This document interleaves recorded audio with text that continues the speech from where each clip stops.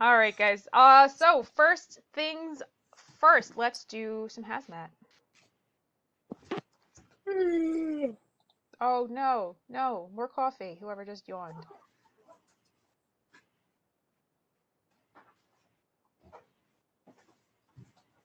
How we doing? You see what I see? Yeah. All right, hold on. I gotta move it over.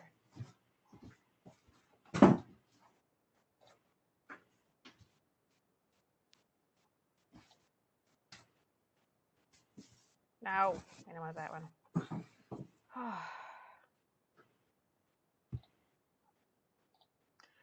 They really need to put the present and the share buttons further apart. There we go, hazmat. If it's icky, sticky, and not yours, don't touch it. There you go. So let's talk about this scene real quick. What are some of the concerns that we have with this magic? A lot of The noxious gas. gonna fuck me up. Noxious gas, stuff that's gonna really mess you up. Um, Yeah, fuck up other people too. Jesus. it's not gonna be pretty, right? Do we have any idea what this giant orange mushroom cloud is? People celebrating New York new laws. Chemical release. All right, exactly. So, there we go. It's a potential chemical release. There's the possibility of bad, right? There's like things that could go really wrong. Any thoughts on how you might want to approach this scene? Don't. Good. That's also my Or let general fire vibe. handle it first.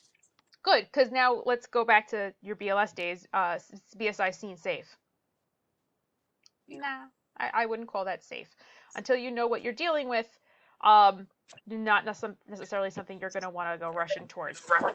How would you potentially identify what this is? Like it's on the vehicle if there's a vehicle. Okay, good. The vehicle placard. What do we have on the ambulance that allows us to check what the placards are? Binoculars. Binoculars, Yeah. yes. You binoculars on your ambulance? You're Supposed to. gonna start carrying them. Right, so you have placards that are going to give you a clue, and on the truck, everyone has or should have that, and it's all electronic now. That orange book of icky sticky bad stuff. So that explosion happened in 2019. A tanker truck exploded. He was carrying ammonium nitrate, right? So if you look at this little placard right here, 1942, with a little fireball on it, that is the placard for ammonium nitrate. Ammonium nitrate is used in fertilizer. So, yeah, so the good thing is that this gentleman, unfortunately, the trucker was killed, but he noticed that the wheels of his vehicle were on fire. Usually what happens with these tankers is the brakes catch on fire, and then they light the wheels on fire.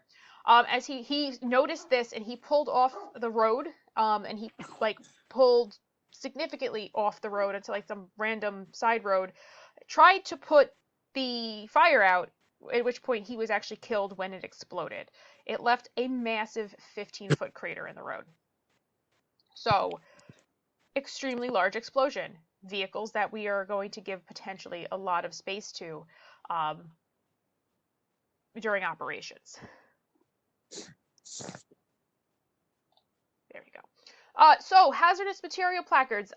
This is one of those things that you're going to look at right now, and you're not going to necessarily review until you take the national. Because the national is going to, I've actually seen review questions for the national where they ask you, okay, you have a placard that has a 4 in the blue box and a 3 in the red box, and what does that mean? And you're like, it's going to kill me. So these placards need to be fixed. They're either fixed on tankers, they're fixed on buildings. So if you have a building that is storing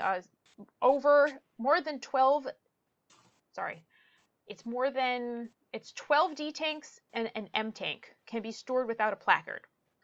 So anything more than that, it needs to be placarded. Other random hazmat placards that you might see. right? So all of these are different things. A lot of the times you can look it up and find out what each of them mean. For the most part, we see, I think the most common one that you're going to see are oxygen, right? So you have your air gas tanks, right? The guys who do the deliveries with the oxygen tanks, they're over here, the non-flammable. You'll also have, for example, like soda delivery trucks. They'll have carbon dioxide tanks, right, for the bubbles. Those are things that you also might see. Oxygen is also there. That's the DGG is the place I stole the placard from. You could buy placards from them. That's why they want you to trust in them. They're good at labeling stuff. Your emergency response book when things are trying to kill you.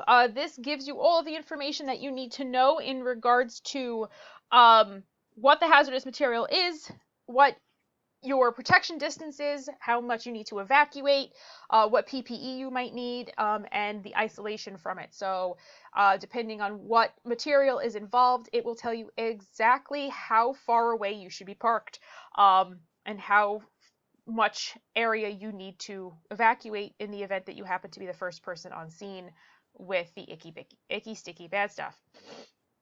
If you haven't been beaten over the head with PPE in the last year, I would like to know what rock you're living under. These are your different variations of PPE.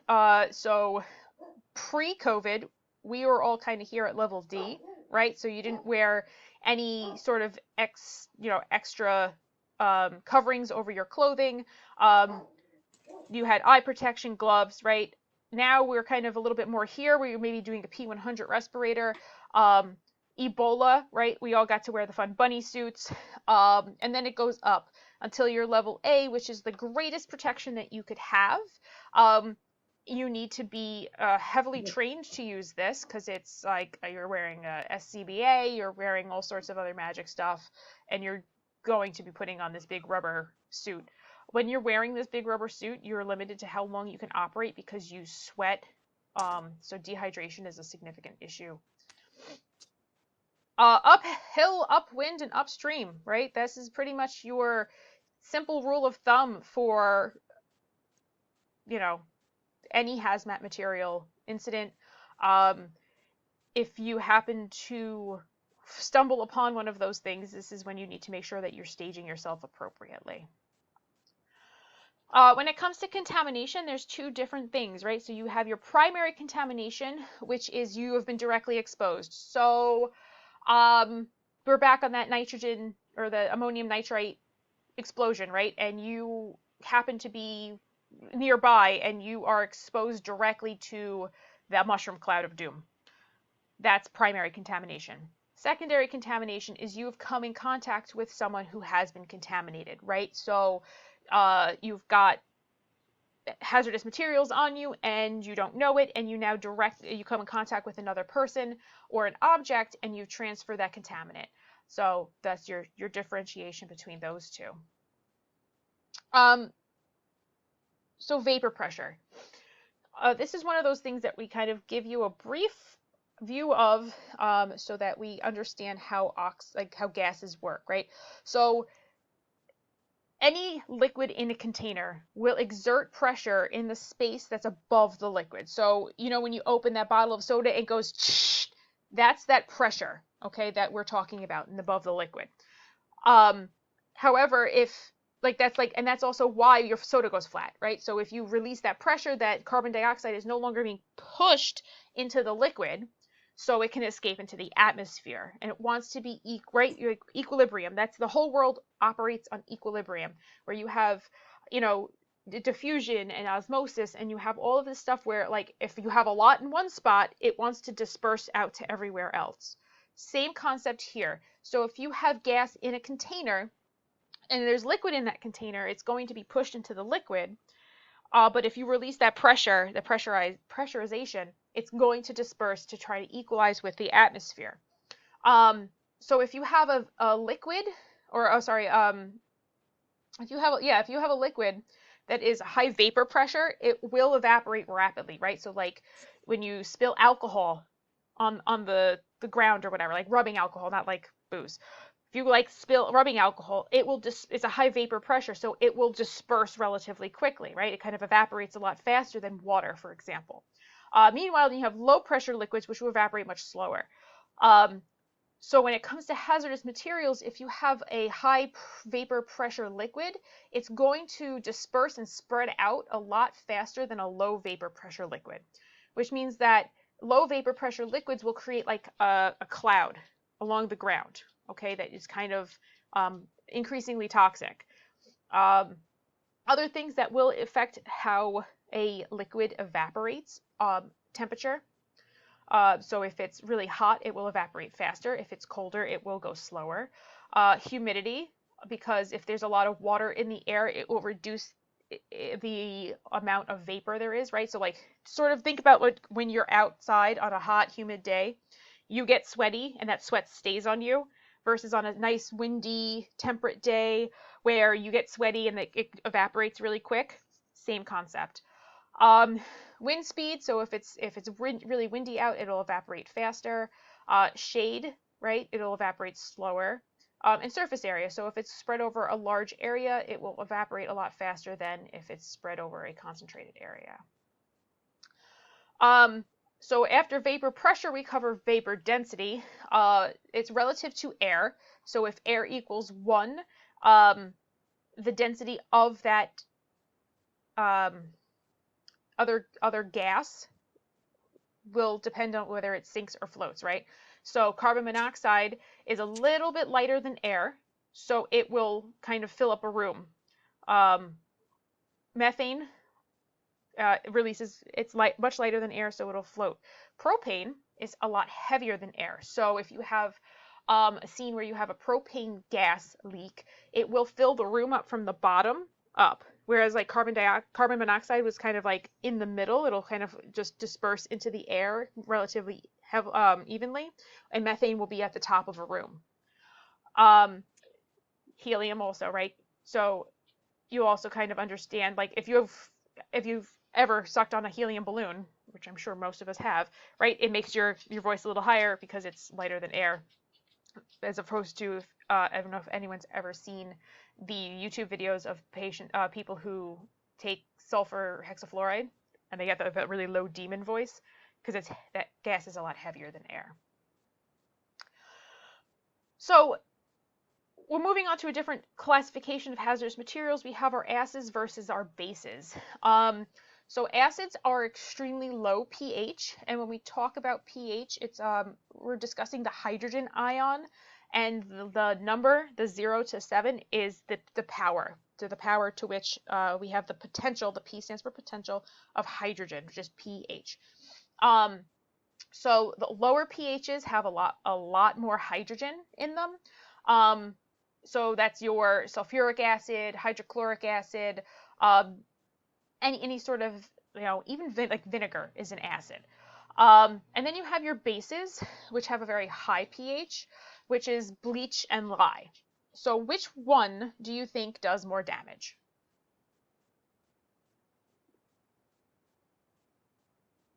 Acids. Acids. Sulfuric acid. Anyone else? Yeah. The same. Well, I'd say both. They do the same damage. Bases. Both of them are too hot. A base can be brushed off though relatively easy compared to an acid. Negative. Actually, it's the opposite Is way. it? Bases actually do a lot more damage because they're very slippery. So Yeah, but wouldn't acid be more corrosive? acids, they'll burn you, and that's it. Like that's the end of their destruction. Where bases, they sit and they start to cause like necrosis underneath. It starts to slough away the skin. So bases actually do a lot more damage because they start to, especially really the really intense high bases, because they're hard to get off of the skin. They're very slimy. Anyone ever get bleach on their hands? Yeah. that kind of like slimy feel that bleach has? Yeah, it's called sonification. It turns fats into soap. Yep. Can't brush it off. Yep. So that's why if you ever go murder somebody, you use lye to get rid of the body because it doesn't wash away. So it sits on there and it eats that fat and it breaks down the molecules of the cell wall, because your cell walls are primarily fat. So once it gets through, it just keeps going and it burns and burns and burns. Acids have like a relatively short acting life and can be washed away a lot easier because they aren't slimy. Okay? So in the grand scheme of things, bases become a lot more dangerous than acids. Acids are a little easier to kind of get a hold of, and you see like in the Middle East and stuff when they splash women with acids, right? It does a lot of damage, but if they had splashed her with like a base, it would probably do way worse. Other things that we tend to deal with, pesticides. This is what gives you your sludgem, right? Your salivation, lacrimation, urination, defecation, GI upset, emesis, and meiosis. So, what this does is at the neural junctions, your nerves interact with your muscles using acetylcholine. What organophosphates do is they inhibit the enzyme that breaks acetylcholine down. So what happens usually when your brain goes, hey, let's do this, your body releases a little acetylcholine. It communicates with whatever the target tissue is, and then acetylcholinesterase breaks it down so the message stops. The problem with pesticides is that it keeps that enzyme from breaking it down, so that muscle is constantly being stimulated and there's no end of that message. So this is why you end up with the salivation, because it's saying we need to salivate, and it's like, okay, we did. Do we get to stop? And it's like, no, we don't have an off switch. Okay, so it ends up like perpetuating that message. What do we use for organophosphates? 2-PAM, and what else? Is one other medication. Is it atropine? It's atropine. Beautiful. So that's your weapons of mass destruction protocol. So if you guys look at that, those two medications help break the pesticide down at that neurojunction and reactivate that enzyme so that the message stops being transmitted. Other fun things that we could find out is that we can interact with are chemical asphyxiants. It's anything that keeps oxygen from getting into the body, into the cells appropriately. And that could happen at a number of different levels. So it could happen at the most basic level, which is air going in and out, right? BLS here. Air goes in and out, blood goes round and round. So you could be ventilating this patient. There's nothing wrong with their body, but they're getting carbon monoxide or methane or something else that isn't oxygen into their lungs, and they asphyxiate because there's a low oxygen environment. On the other hand, you could have a chemical asphyxiant, which is a chemical, and this is the most popular one that we see in the field, is cyanide. So what cyanide does is it goes through, right? You might have inhaled it, you might have ingested it, you might have been exposed to it dermally. Excuse me. COVID. It gets into, COVID, as I aspirate on spit. It gets into your cells, and it gets into the mitochondria. Let's go reverse back to the anatomy and physiology real fast. The mitochondria are the powerhouses of the cell, correct? That's like 8th grade bio. So what happens is a cyanide prevents the mitochondria from working. If the mitochondria can't go through the normal Krebs cycle, where it's making 36 ATP because it's using oxygen, it switches over to the anaerobic metabolism, even though there's a great amount of oxygen going on in the body. The cyanide just turns the powerhouses off. So you need to reverse the cyanide poisoning. Anyone know what the reversal for cyanide poisoning is?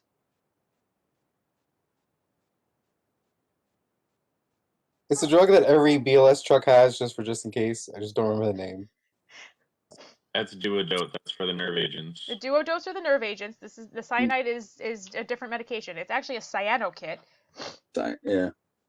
It's two medications. Is that hydroxycobalamin? Yep. Yes. Hydroxycobalamin, which is actually just a really fancy name for a vitamin B, one of the vitamin Bs, and the other one is sodium thiosulfate.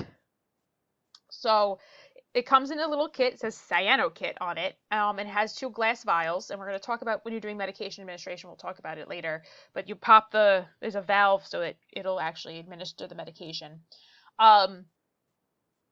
You have to do in 2 separate lines because they can't be mixed, and it actually reverses cyanide in the body, which is kind of cool. Where'd my mouse go? There it is. Oh, okay, cool. So that's the our little hazmat whatchamacallit? Words. Hazmat. That's your general review of hazmat, right? Any questions?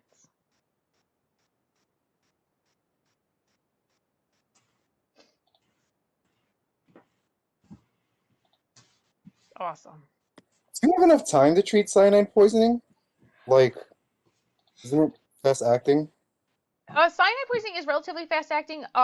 You will be actually really impressed. So, one of my partners, I used to work the 2-3, and she worked the 3-1. I left, and she ended up getting this wild house fire. So, the problem with cyanide poisoning, it's usually produced by the combustion of plastics. Building materials these days are full of plastics. So almost any house fire that you pull somebody out of, you can suspect that they're probably dealing with a level of cyanide poisoning. So they ended up tubing this guy. He was a crispy critter. He lived in a basement apartment and got extremely intoxicated and told his landlord that he was going to light the place on fire and then made good on his promise. Unfortunately, he didn't really think that plan through, and he lit his own apartment on fire, and kind of came out looking a little bit like bacon. So they intubated him, and they administered the cyano kit. And he was initially, when they first tubed him, was 100% like fully unresponsive. They gave him the cyano kit. Within 5 minutes, he was biting at the tube. So it works really fast. You have an opportunity to kind of get it in and start fixing these problems, because remember, your body's still going to kind of try to function. It's going to switch from aerobic to anaerobic metabolism, and we'll talk about that a little bit later in some of the other lectures. So you have the possibility where your body's going to give itself a chance. You're going to have a lot of issues after the fact because of that switch to anaerobic metabolism. So you need to make sure that you're doing a really good job ventilating that patient, because when you switch to anaerobic metabolism, it produces a lot more acids, and you're retaining, that's the word I'm looking for, you're retaining a lot more of the carbon dioxide and the waste materials, because you're producing a lot more. So you need to make sure that if you have any patient who you suspect has switched over to anaerobic metabolism, that could be that they were hypovolemic, right? Shock, hypocapnic, or sorry, not hypocapnic, hypoxic, hypercapnic, right? Anything where they're not breathing well, the easiest way for you to fix them is to ventilate them effectively. Okay, and that doesn't mean ventilating them fast. That means making sure that you're getting good tidal volume, really good chest rise, because you want to wash out the lungs. You only wash out the lungs when you get oxygen really deep, okay? Because otherwise they're still going to retain a lot of that carbon dioxide.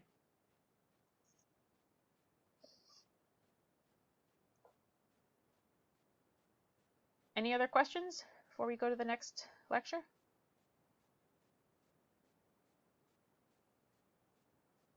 All right.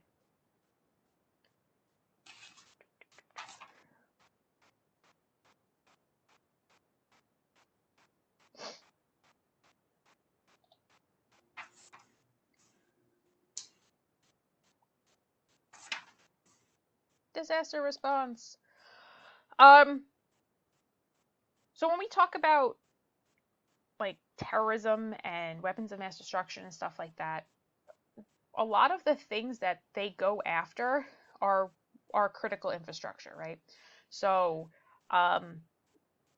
things that kind of bring a society to their knees are things like, that fuel it, like electric and water, waste removal, right? So this is, if you kind of think about, I don't know if any of you were old enough, back in like the early 90s, sanitation in the city decided that they were done with their like the way their contract was, and they stopped picking up the trash, and it started piling up everywhere, and that was how they kind of brought about change and why sanitation's actually doing really well in terms of what their contract is.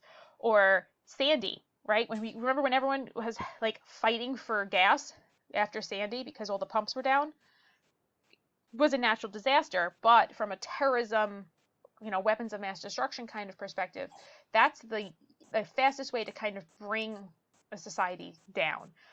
So those are the things that tend to be targeted, as well as what's going to create the most damage to like human life. When it comes to the phases of a disaster response, there's 3 stages. The first one is pre-planning. The second one is all of the actions that need to be taken during the event, and then everything that happens afterwards. So that's restocking, debriefing, right? All the stuff that like, hey, this went really well. Oh, hey, this didn't go that great. We need to kind of replan what this is. When it comes to pre-planning, there's a lot of things that need to kind of be taken into consideration, and a lot of it is going to be specific to the area that the plan is being made for. So, for example, Manhattan is going to have a wildly different pre-planning or a pre-plan than the Hamptons, right? Totally different geography, totally different population density, totally different access, right? So, Manhattan, you have to worry about bridges. The Hamptons, it's one road in, one road out. So maybe we use boats for both of them. Maybe we, have helicopters. Maybe we do something else. But like in Manhattan, it's a lot harder to land a helicopter than it would be in the Hamptons, right? You have a lot more potential open space in the Hamptons to land a helicopter. What's your fire and police response, right? Manhattan's going to be potentially a little easier to get fire and police than it would be in the Hamptons, where it's one road in, one road out. And if, especially in the summer, you have a lot of traffic. Things like shelters, right? Do we have places to put people? Do we have animal control? Because as strange as that sounds, it's going to be an issue, like long term. Like look at any disaster movie, any like that you ever seen, and they have like packs of dogs running the world, right? Kind of thing. So making sure that animals are out of the way and not an issue. This is also potentially like if you're in upstate, what kind of animal control you're going to need if you have bears or coyotes or something like that could, affect your pre-plan. During the event, you need to know what you're working with, right? And a lot of the things like inventory kind of should be done beforehand. All right. So, and this is one of the problems that they had during COVID was that they didn't have a good inventory of things like ventilators or PPE. My question during COVID was, in regards to PPE, is they were stockpiling all sorts of stuff in the city for Ebola. Where did it go? Where was it? Why didn't we, deploy it? Why didn't we deploy it sooner? At what point did we decide, yep, we've hit critical mass, let's deploy the Ebola PPE? Are we sitting around waiting for Ebola to come on top of COVID, or are we just did we lose that trailer of PPE? What happened? How are we going to assign personnel, right? I don't know if anybody works in the city, but whenever the CAD system goes down, it's Yes. Paper. Do you have a pen? What? What do you mean? Do I have a pen? Where am I going? Oh, you're going to here for the this, and give me your signals. You're like, oh, okay, right? And everyone is just losing their minds. So what happens, right? How do you mobilize your personnel? How do you decide who goes where? That could be an issue. Command setup, right? You have the unified response system that should be relatively well run. Should be. Emphasis on should. Doesn't always happen. Sometimes you still end up with people kind of cowboying, and that's an issue. Triage, right? Patient tracking. Where are we sending patients? You see this a lot during MCIs in the city, especially multiple alarm fires, where are those patients being transported? Because we need to track them. We need to make sure that they're going to the appropriate hospital. Needs of personnel, right? Bathrooms and food, right? Two of the most important things that you really need to make sure are being taken care of. Surveillance, right? Who's making sure everything's going right. And then after the event, right? You need to debrief. You need to find out what went well, what didn't go well, right? The stress reaction review, right? Do we have anybody who's dealing with PTSD? Do we have anybody who quit, right? You can have a lot of people, if you have a really bad MCI, people just like leave the profession because it's too much sometimes.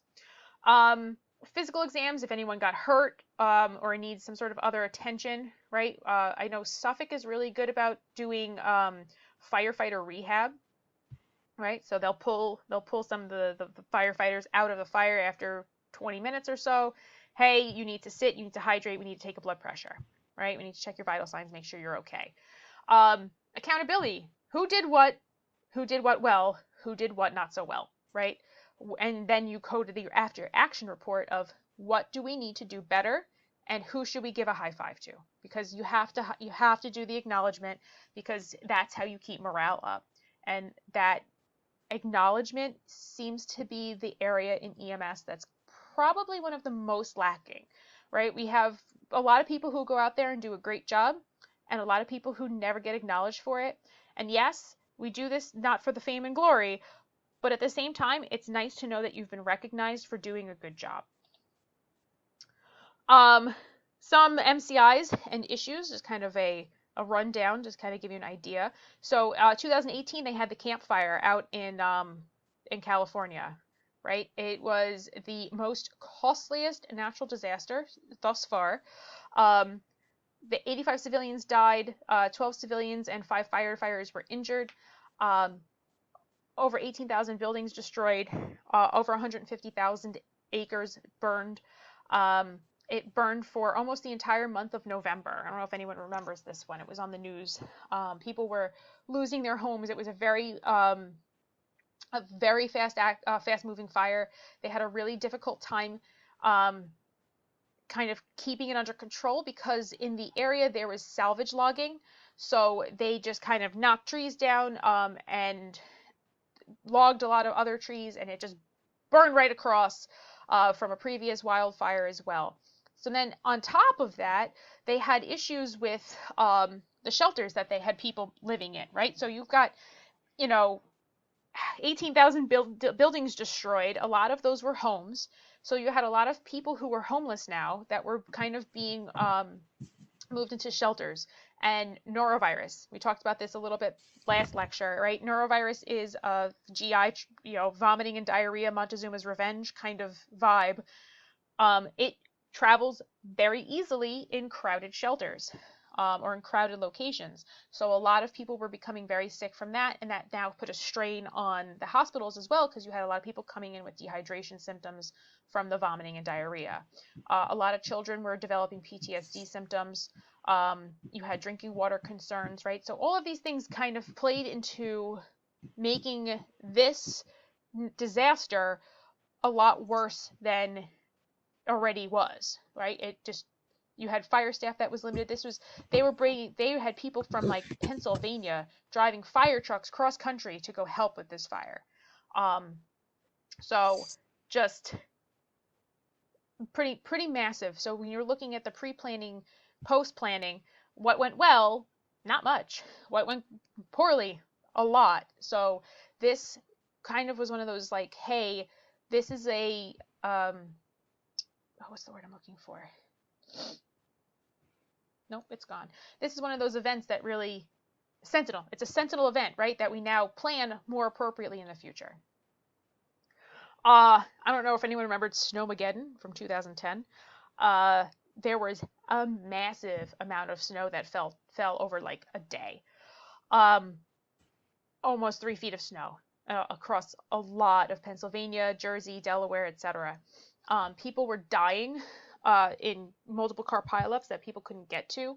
Carbon monoxide poisoning because they were snowed in their vehicle and people didn't think while they're trying to stay warm in their car, they didn't think to clear their tailpipe, so that carbon monoxide backed up into their vehicle. So there was a lot of issues with that. What can we do to really fix snow? Not a lot, right? We have to make sure that we are on top of salting roads and plowing and all that other stuff that we're really just not that great not really great at, which is always surprising in northeastern the United States, where we get snow all the time and we're always like, oh my god, what is this? Snow? So pre-planning, post-planning, right? Pre-planning, maybe we have more plows available. Maybe we salt the roads better. Rail service was suspended. Maybe we make sure that the railroad is, clear. Not a lot you can do about air travel. You can't get the plane off the ground. You can't get the plane off the ground.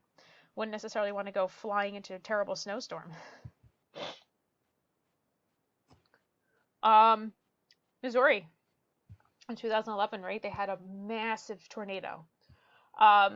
Missouri is not really, if you actually look, it's really kind of interesting on the news. They've been talking about how Tornado Alley is actually shifting, and areas that have not been affected by tornadoes, like ever really previously, maybe pop one or two here or there, are becoming just Tornado Alley now. A lot of things happen, right? Climate change, the way that the polar caps kind of shift in terms of like how our magnet in the planet works. So over 100 people were killed. The tornado was on the ground for an extended period of time, which just really glad I don't live in an area where there's tornadoes, because it just sounds terrifying, right? So pre-plan, right? A lot of these places in Tornado Alley have the tornado warning sirens, so people can get to a safe location. I don't believe that the tornado warning system worked 100% in this area during this tornado. Two, it also extended for over 22 miles on the ground, which is absolutely unheard of for a tornado. Usually they break up after a few miles. 22 miles is really significant for a tornado. So now you have like this overwhelming economic issue, right? So you're post-planning. How are you going to take care of these people who have been displaced? You've got people, they were living in FEMA trailers. You've got, a lot of people who are like, do I rebuild a home? Is it going to get blown away again? A lot of different issues in terms of how we plan or pre-plan for, a natural disaster like that. I'm pretty sure everybody remembers Superstorm Sandy. We hit just right. We had the storm surge. We had the hurricane mixed with a nor'easter, and just disaster. We tried, right? They tried to get people to evacuate. A lot of the people in the flood zones in New York City as well as Long Island, they were urged to evacuate because they were told, hey, this is going to be really bad. And I don't think a lot of people believed just how bad it was going to be. And you kind of see this every year during hurricane season, especially like just up and down the northeast corridor, where the people are just like, it's not gonna be that bad. I've lived here for 50 years, and all of a sudden you have like 8 feet of freaking water in your front yard. It just absolutely out of control, right? Other issues that we have, even long term, we had a lot of power outages. So in this area, we have a strange combination of overhead wires and underground wires. So people who had, no matter how your electric was being supplied, it was either blown over or flooded out. The bridges and tunnels were closed. The tunnels flooded. The subway flooded in the city. So you had a lot of people who couldn't get places that they needed to be. You have, especially in a highly populated area like New York, you have people with specialty medical needs, right? Dialysis patients, people in hospitals, people going into labor, nursing homes, right? All of these places that require things like electric. I do remember I was working transport at the time, and there is Our Lady of Consolation, which is a nursing home just south of Good Samaritan Hospital in West Islip. And they were evacuating not only Our Lady of Consolation, but they were evacuating parts of Good Sam because they are right on the water. Like, you can see the water from the windows of the hospital and the nursing home. So they had to move a lot of people. But where do you move them to? Right? A lot of places are at pretty max capacity. So it's just a lot of damage, a lot of concerns, a lot of things you need to take in consideration. We're not going to talk about this one too much, but if you really want to watch a movie that's kind of cool, they did a movie about this. In 2004, a massive tsunami hit Fiji? I think it was Fiji. It just absolutely destroyed the majority of this place. And it was a huge tourist area. A lot of Europeans like going to like the Philippines and Fiji and all like the really tropical places. Boxing Day is like the day after Christmas. Big popular location. Massive number of people killed. And on top of that, the power plant had a nuclear meltdown because it lost the ability to continue cooling the nuclear power plant cores. So now you've got, nuclear waste in the water. You've got hundreds of thousands of dead bodies floating in the water, unfound. Just wild. There's last fatal earthquake in the United States, right? They do this really cool thing out in California now, is they actually have movable foundations. This is why we haven't had a lot of fatalities in the United States anymore, because they're actually building them on this kind of rocker. So the whole building actually has the ability to kind of sway a little bit. And this is an example of really good pre-planning, right?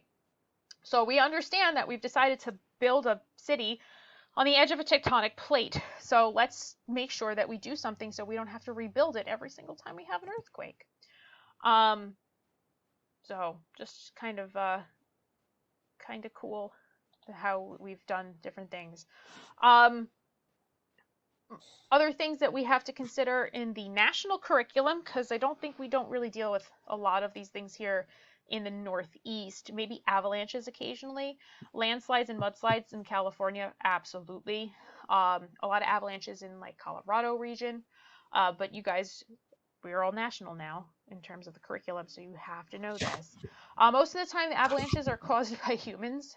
People doing silly things on motorized, like snowmobiles and stuff like that. They'll stress a snowpack and send it flying down a hill. Landslides and mudslides are also relatively human-made, but are kind of more created from the fact that we deforest. So trees do a really good job of holding dirt in place. That's the whole point of their roots. So if we start logging and deforesting a region, that dirt starts to become loose because there's nothing holding it in place anymore. So it's just wipes everything out. Cave-ins are, we can see these in the city, especially at construction sites. You'll see all of a sudden we thought we shored up the walls pretty well, and maybe a subway goes by or a large cement truck or something, and it destabilizes the trench, and it collapses. Other issues that we have, which is actually really kind of hilarious, not really hilarious, but cesspools. Suffolk County is super into cesspools. We don't really have a sewer system. Don't know how we missed out on that fun perk of human life. I have a 70-year-old cesspool in my backyard. The cap of it decided it was done. So I have a tiny little sinkhole. And by tiny, I mean the hole in the cap is about this big, but it's an 8-foot crater in my backyard. So those can cave in. There was a few people in Huntington. I want to say 2 people. One died, one was rescued when they were doing cesspool work, and the whole thing collapsed. The problem with cesspools are that they're full of toxic fumes, that methane, right? So that methane comes up high. You take 2 or 3 breaths of methane, that's it. You're in such a low oxygen environment, you actually die. And on top of that, you can be crushed by all of the dirt. So it's just fun on top of more fun. Um, Flooding, another concern in terms of disasters. Um, if we go back to that Boxing Day tsunami, a lot of people were injured or hurt in flooding that had a lot of contaminants and debris. So they were being injured by debris and dying from sepsis. Moving water can do a lot of damage, sweeps a lot of things away. Personal flotation devices are always a good idea if you're going to be working in some sort of situation like this. Heat waves. Heat waves are pretty deadly in the United States, especially in the inner city areas. I think there was a few years ago during the summer we had a blackout, or I think it was a brownout, right when they accidentally took out the entire like northeast electric grid. I think Canada did it. Thanks, Canada. So problems with heat waves is that people can't cool off appropriately, right? Especially the elderly and the very young. So a lot of people were suffering from dehydration and overheating issues. Heat will kill you a lot better than cold will, and probably a little more dramatically and not as much fun, because cold you kind of just get chilly and fall asleep. Structural fires, we talked about this a little bit already. Modern fires are not limited so much by the building materials, or everything that we build things with are super flammable and super toxic.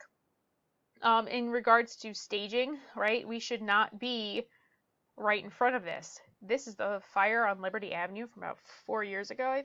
It took out the entire block, and my butt was standing right here, right across the street, and it was freaking cold. Right, so to me, that's a terrible location to be staged. Like, we shouldn't even been on this block. We should have been on a side street. On top of everything else that's an issue here, there's always a high potential for the building to collapse, right? Because now you've taken out all of the structural integrity. And there's a lot of other potential medical emergencies that are going to be going on. Other issues, construction failures, building collapse. If anyone remembers this one, Florida International University,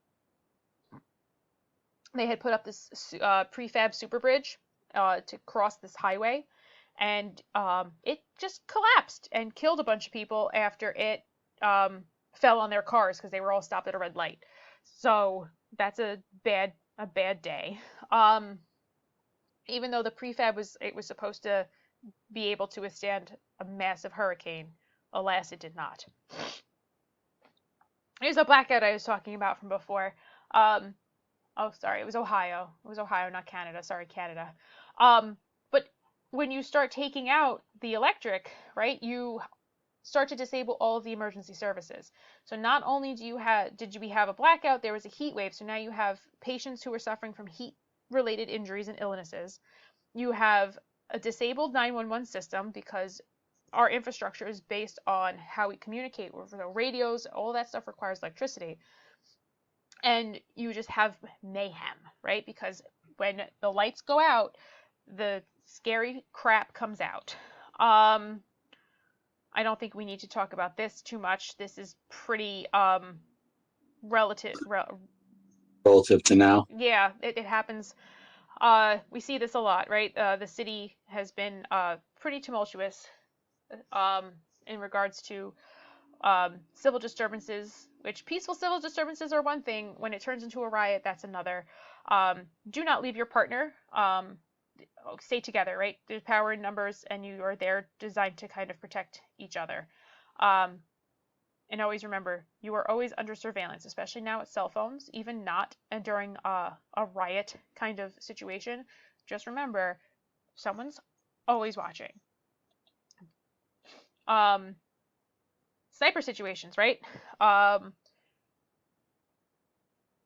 Active shooters are really kind of scary, especially like this guy was up high, you couldn't really see him, right? So you don't know where the attack is coming from. It puts a huge strain on the hospital system as well, right? So these shooting victims required blood transfusions.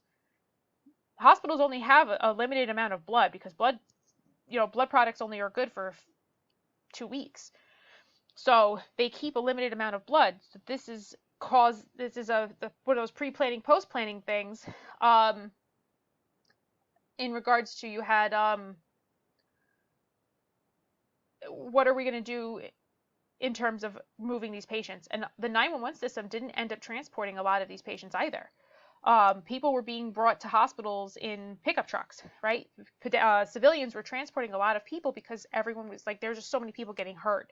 And it wasn't just shooting victims, if people were getting crushed and stampeded. So what do we do, right? Where are the exits? How are we moving people out of the way? There's a lot of, when you're planning a large scale event like this, a lot of things that need to be taken into consideration. So I saw someone popped up something in the chat. After the blackout 2013, no, I don't think so. I wasn't in the system in 2003. I was still in high school. So I don't know if they made any significant changes. The CAD system still runs on Windows 95, so I'm going to go with probably not. Nicole, some things did change. One of the things that changed after that was, and between that and Superstorm Sandy, was starting to require battery backups for things, but dramatically no. I mean, you know, Yeah. having been like sort of post 9/11, post the blackout of 2003, the idea that, right, all of New York should be on one radio system and be able to communicate. Well, that hasn't happened. We all know that, right? So Yeah. no, not nearly as dramatically as they thought, or as everybody said would happen. But things like using NIMS and more incident Yeah. commands and more unified command systems has been more A little bit better. available. Yeah. But every time it happens, right, because the Superstorm Sandy was the same thing, right? Massive power outages, no communication, no ability to talk between interagency, you know, and so every time it's like little incremental changes, but no, they haven't made the big changes that probably need to happen. Yeah, agreed. I think it's a lot of, they're like, we need to do this, and they're like, that costs money. Maybe we'll just do, here's a new radio. You're like, that's great. Like, they just switched all the radios over in the city. So we used to have the little, I don't even know what kind of Motorola's they are. Motorola, Yeah, it was the Motorola 1200s. yeah. We have the new ones now. You The they nice don't, APX radios. yeah, and like you can't, even though you told, they're like, what 10.5 10, like, you have to like hold the microphone in a certain way and be very gentle with it and press the button and then wait, and then it's like this is supposed to be better. Like, oh, you can hear us in the subway now. You're like, no, you can't. Like, you still can't hear anybody in the subway. Well, you Not gotta in the switch. subways, not in the high rise, not in Yeah, the wherever. yeah, I use my phone a lot. yeah, They tell you to switch to the subway channel, so you gotta go through the whole motion and switch to the subway channel, and then the repeater is down anyway. exactly. It's like they try so hard. But I think it overall, like, and the city is a very unique situation because you have tall buildings, but you also have an underground infrastructure. So you have to kind of balance how the radio works, and they haven't really figured it out yet. So, I mean, the only advantage right now with the changes of the radio system with the CAD system is if you want to talk to PD, you can switch over to a PD frequency, but PD will then contact dispatch to verify that you're actually a unit calling in. yeah.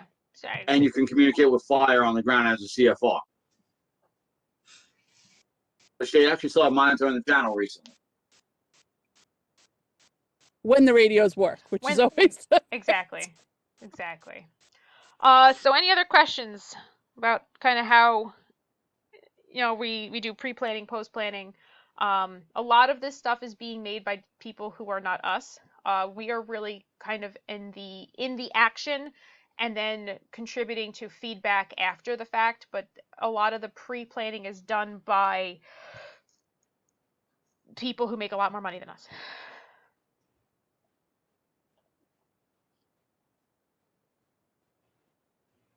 All right, cool. Terrorism. This is like a really perky, happy day. Like a lot of positive vibes here. Terrorism.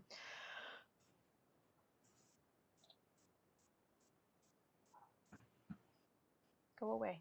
Shoo. Come on. There we go. All right, terrorism. So we're gonna do a quick little case study. Come come on, go away. Thank you. So, I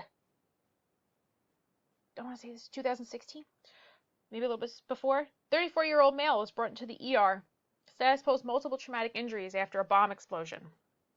On scene, there was copious blood loss, and the patient did in fact lose consciousness. There was a complete amputation of the right leg below the knee, and a tourniquet was applied by EMS. He was immobilized to the backboard, and he arrived to the ER bay 31 minutes after the explosion. There's no additional history available. So, initial thoughts, concerns, treatments, thoughts.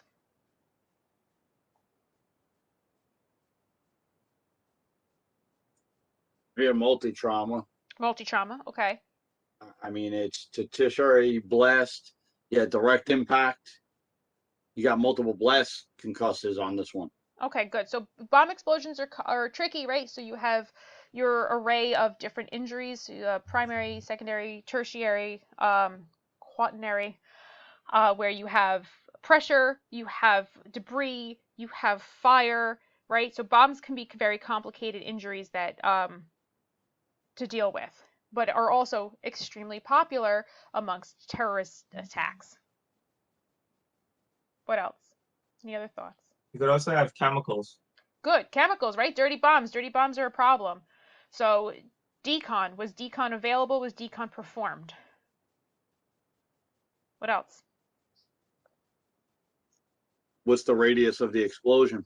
How many additional people? Okay, additional people. So now what is our impact on the emergency room, right? What is our medical the ER strain that we're seeing? Is this patient going to a trauma center? Is this patient going to a secondary center because he's been diverted from the trauma center? Was the hospital even involved, right? I was it Grey's Anatomy, Chicago Fire, one of those ridiculous, right? They blew up the freaking ER. So, is the hospital being affected? What's the area and the location? Well, this is where your staging comes into effect. Good. For red tag, yellow tag, green tag, and black tags. Okay, so how would you initially, I guess, if you know no other information, how would you what color tag would you assume that this patient is? Red. Red. Well, traumatic injury sustained. It's red. Red. Right. So he's been transported off the scene. He's not a black tag because he's been transported. He didn't walk away because he only has one leg left, and he's been transported. So you're assuming he's breathing. He's breathing. He has a pulse. How are we feeling about this 31 minutes after the explosion? What's our on-scene time and transport time looking like? 10 minutes. 10 minutes, right? That's your golden, your platinum 10. What would you expect to see in the documentation discussing this time frame? Delayed TXP due to multiple patients or whatnot. Good. Or maybe extrication time was long. Extrication time Perfect. A relatively good painted picture. Exactly. Paint a good picture. This is one of those things I'm a huge proponent of when it comes to documentation. I want to know exactly why you were on scene for 31 minutes. Now, other considerations. Were you extended from the hospital? Were you extended on scene due to a secondary bomb? Were you extended on scene because your ambulance exploded, right? So what are the situations surrounding? How many patients, right? Were you triaging? Were you a standby unit, or were you sitting on scene and you took this patient? Or were you called to the scene and you had an extended arrival on scene? And sometimes with the factors of this, you may be the first arriving ambulance, which case you're incident command at that point. You're incident command, and you're the one doing initial triage. So maybe you applied this tourniquet and then handed this patient off to another unit. Good. It's actually Say that again. No, I was raising my hand. I don't know. I was waiting for the call. I was like, this actually happened not too long ago where I had a MVA 3 cars. We get there. There's only one patient, but right when we were right when we were leaving, one of the people from another car said that he wanted one of his children to be checked out, so we had to like delay Patient transfer. TXP because requesting another BLS. So Exactly. There you go. All right. So let's go a little further to this study. At the trauma bay, and yes, this is actually the patient. At the trauma bay, the patient is somnolent. What does somnolent mean? Sleepy. Sleepy. Good. Let's talk really quick about vocabulary, right? Insomnia, somnolent, right? So sleepy. Good ways to describe your patient. While he was drowsy, why would you expect this patient to potentially be drowsy or somnolent? Concussed. Head trauma. Okay, so you have head trauma as a possibility. What else? Could have been drugs prior to Loss of blast. blood. Drugs, loss. loss of blood. Good. All of those things are Just possible. in shock, maybe? Well, so let's look at his blood pressure. His blood pressure is 98/52. His pulse is 128.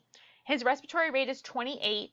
His chest is intact with an SpO2 of 100% and clear lung sounds. So, is this patient in shock? Yes. Yeah. What kind of shock? Decompensation. Is he decompensated? No. Yes. Hemorrhagic, Compensated. absolutely. Absolutely hemorrhagic. Is he in compensated or decompensated shock? Decompensated. He's not decompensated. I would say he's still compensating. Good, Right. good. He's still compensating, right? So when you're drawing when you draw the line of compensated versus decompensated, once you lose, oh nope, go back. Once you lose this compensatory pulse rate, right? So his pulse is elevated because he's still trying to maintain a blood pressure. Cardiac output, stroke volume times heart rate. So if he can't have a good stroke volume because he lost blood, his body's going to increase the heart rate. And once you start to lose that heart rate, that's when you start going into decompensated shock. Even his blood pressure, it's a little low, but it's borderline, right? He's still doing a pretty good job of keeping himself alive. So, this is the imaging. This is this gentleman's imaging. So, he has soot and dirt on his face with singed nasal hairs. What are your thoughts? Airway burn. Airway burns. Would you, as a medic, what would you want to do? Can watch his Wipe it airway off. and consider intubation. Consider Clear intubation, the right? airway. Good. Yeah.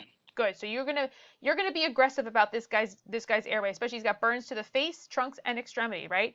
So you have airway burns, you have facial burns, you have chest burns. So what happens with burns? Severe edema. Severe edema, right? And that skin starts to do what? Boil. It becomes crispy. So it Crispy, becomes yeah. less elastic. So you're not going to have good chest excursion. You're gonna have to go sedation and tubal. Yep, sedation and tube is a good possibility. The fact that this guy was still awake is good, though, especially because you don't know a lot of information about him yet. So I can understand why they didn't necessarily tube him right away. But he was tubed and gone and sent to the operating room within 10 minutes of arrival of the ER. So we're 41 minutes past this explosion. Okay, keep that in mind. So he had, here's your amputation of the right leg. If you look at this image, you can see he had a open fracture of the left foot with a calcaneus fracture. Which bone is the calcaneus? well, the calcaneus is the heel bone. Heel bone. Beautiful. All right, so he's got a puncture wound to the posterior aspect of his left thigh, where's that exactly? The hamstring. Good. The hamstring. Back of your left thigh. Back of the left thigh. Good. Yeah.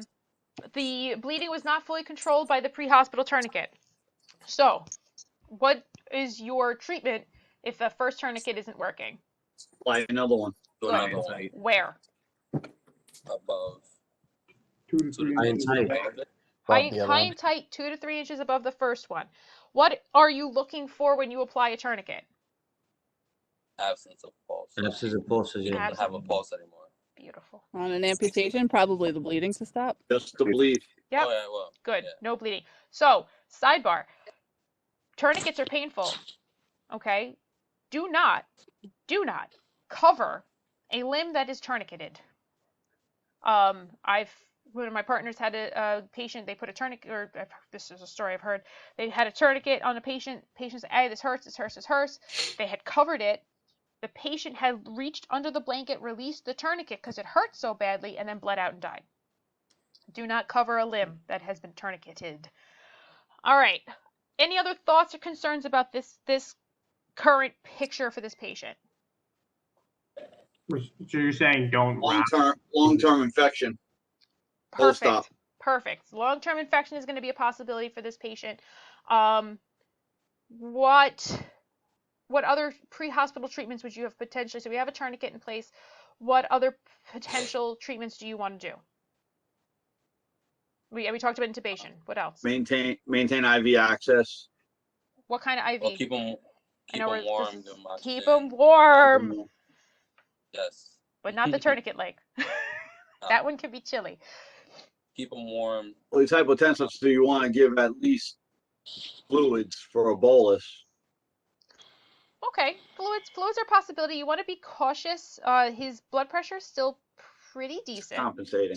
He's still compensating. You want to keep an eye on that. If that starts to drop, you want to boost up the fluids. But what you also want to make sure is that you don't wash out all of his clotting factors, right? Because right now, if you look at this top right, see all those little bright white spots?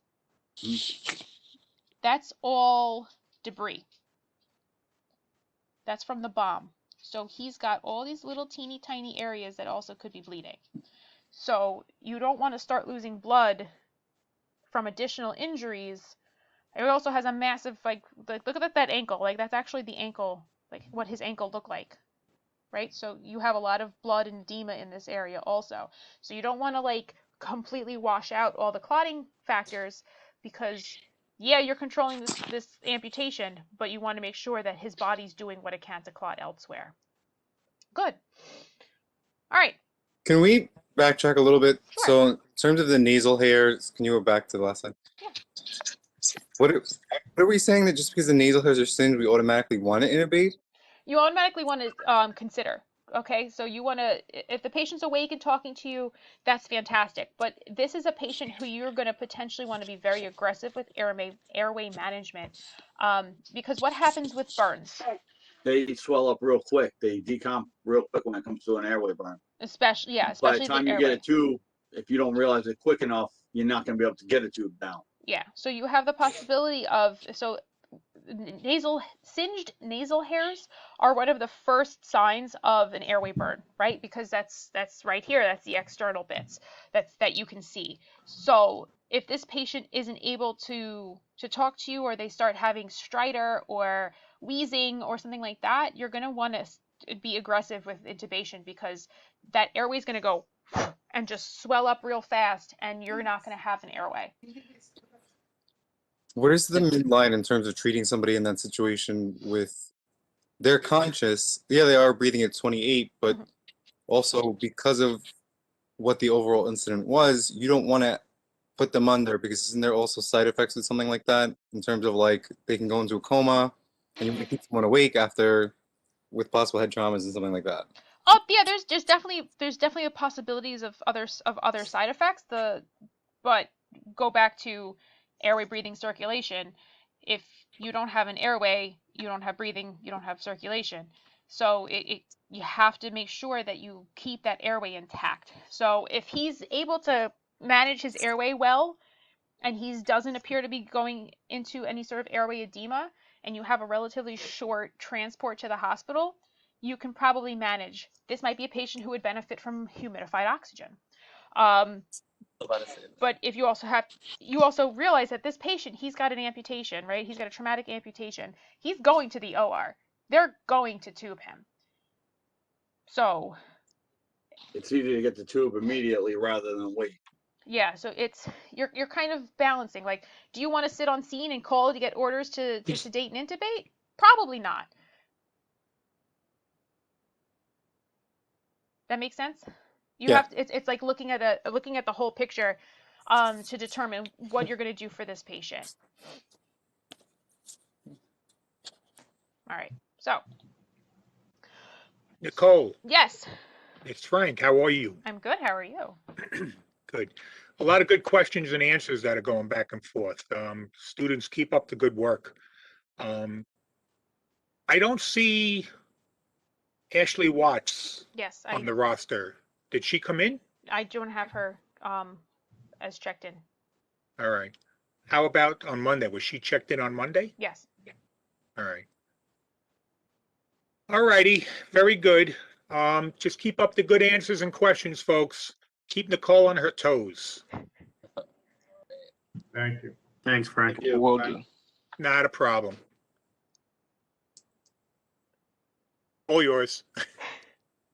All right, so with this patient in particular, one of the in the case study, they actually noted that a lot of the injuries that he had sustained were very typical of blast injuries seen with military personnel impacted by IEDs, right? So, and we talked about this already, right? So now you have the risk of sepsis, the risk of infection. So this foot fracture, the calcaneus fracture of the opposite foot that he still had left, also has a very high risk of infection. So things that we can do on scene, kind of, making sure that if we have time, and remember, this is only if you have time, but making sure that you've irrigated the area, that it's cleaned and bandaged appropriately.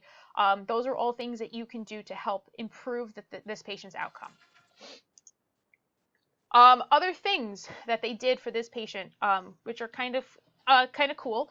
So what they did was they made sure that they got early broad spectrum antibiotics going. So Cipro, Vanco, metronidazole, which is an antifungal, right? So antifungals just to cover especially any sort of blast injury from the ground. There's fungi among so there's always the possibility of a fungal infection that needs to be dealt with. The patient was evaluated by a number of different departments in the hospital, including psychiatry. Why psychiatry? Because PTSD, things like that. PTSD, right? He just got blown up and was not anticipating getting blown up. So this is making sure they really did a great job. If you look at this case study, they did a really good job of treating the whole patient. And this is also something that we can take into consideration when we're taking care of the patient. A lot of people forget that we need to talk to our patients, that we have the ability to kind of take care of all of their injuries. Just talking to them and saying like, hey, talk to me, tell me what's going on, what's bothering you, what are you worried about, what can we fix, right? Those are all things that we can do in the field. Sometimes we get a little tunnel vision-y and we forget to speak to the patient. And like sometimes just something simple like holding their hand and saying, hey, we're going to get you to the hospital in one piece, can make a world of difference. Go ahead. Those treatments, that's not us though, right? That's in the hospital setting? That's in the hospital, yeah. Yeah, I was about to say, like, wait a minute, BLS carries... No. Well, No, Nicole, doesn't that depend on what state you're in too? Because Washington does antibiotics. Washington is its own animal. Washington does not Washington does not allow you to be a paramedic unless you take a Washington state paramedic class. Which is what, 2 years, right? Yes, they are. As far as I know, they are a degree program. They are a way more advanced than we are, and they also have much better ongoing training than we do in New York. They have departments. They have pre-hospital care departments that have 96% first pass intubation rates. We don't even really watch, like there's departments whose QA/QI don't even really look at that in the first place. So, we've got a world of ways to go in terms of improving pre-hospital care. I personally really like the UK and Australian structures because they have advanced degrees for pre-hospital care, and they really do spend a lot of time expanding people's knowledge. Right now in the United States, it's a lot of what are you learning on your own. So we give you the base, and then you go from there. But yes, so in New York, we do not carry antibiotics, but it wouldn't be bad to ask your patient if they have any antibiotic allergies, right? Because if they're going to do broad spectrum antibiotics and they're maybe losing consciousness, this is some good information to know, because if that patient's allergic to Cipro, they can't use that. Just a, point of note. But great question. So other complications that this patient experienced. So he experienced rhabdomyolysis. Anyone know what rhabdo is? Muscles down, of muscle uh, tissue. Yes. the iron into like your liver. You get toxic. I think it's in your liver, right? It's not iron. But yes, it is. It does affect the liver. It's proteins. So rhabdo, Protein. yes. So you see rhabdo a lot in CrossFitters. And yes, I'm a harp on CrossFitters for a moment. When you're doing high intensity exercise and you don't drink enough water, or two, have enough training in your background, like people who go to CrossFit for the first time and do the workout of the day, and they're doing like 50 muscle ups, and then they're squatting 200 pounds like for 70 reps, it causes muscle breakdown. And muscles are protein. And all that protein is a very large molecule that then goes floating through the body and punching holes in your kidneys, okay? So one of the first signs of rhabdo is iced tea colored urine. Keep that in mind. What about the lactic acid buildup? It's mostly rhabdo is a complication of multiple things.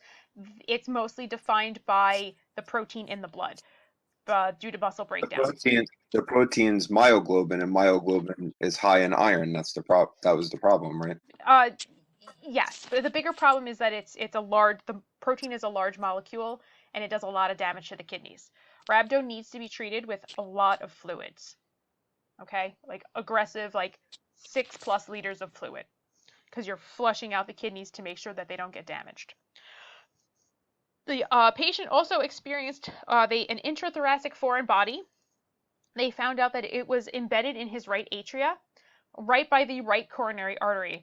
So they weren't sure if it had entered his chest or if it had come back up through venous return. So that was a complication that they weren't sure where this shrapnel came from. So we talked a little bit about blast injuries, right? So we're going to talk about a little bit more in depth. Your primary blast injuries are caused by pressure, okay? When there is an explosion, it creates a pressure wave. So the pressure wave is really what causes like the inner ear issues, the perforated eardrums. It causes hollow organ injuries, right? Because you're just pushing pressure into these hollow spaces where there's just not enough space for them to equalize. Then you also have your secondary blast injuries. So whatever the shrapnel is that's floating around, a lot of the projectiles, a lot of terrorist-made bombs are actually packed with various shrapnel, nails, BBs, coins. All of those things can be very effective shrapnel. Not that that is really what we want, but so that was what caused this patient's traumatic lower leg amputation. Quick note about amputation. Your body is really, really good at keeping itself alive.